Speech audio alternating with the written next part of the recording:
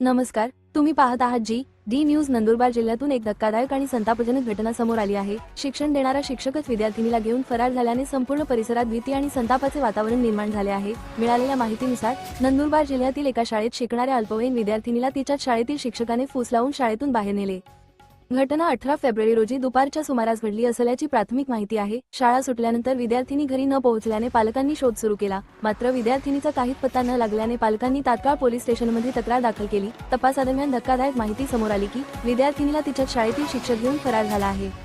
पोलिसांनी तत्काळ शोधमोहीम सुरू केली असून विविध ठिकाणी पथके रवाना करण्यात आली आहेत. पालक आणि नागरिकांमध्ये भीती. या घटनेनंतर पालकांमध्ये मोठी भीती आणि संतापाचे वातावरण आहे. ज्यांच्यावर मुलांच्या सुरक्षिततेची जबाबदारी आहे तेच असे कृत्य करत असतील तर मुलांना सुरक्षित कुठे ठेवायचे असा सवाल पालकांनी उपस्थित केला आहे. पोलिसांनी या प्रकरणात गुन्हा दाखल केला असून आरोपी शिक्षकाचा शोध सुरू आहे. लवकरच आरोपीला अटक करून कठोर कारवाई करण्यात येईल असे पोलिसांनी सांगितले आहे. या घटनेमुळे संपूर्ण जिल्ह्यात खळबळ उडाली आहे. या प्रकरणातील पुढील अपडेटसाठी पाहत राहा डी न्यूज.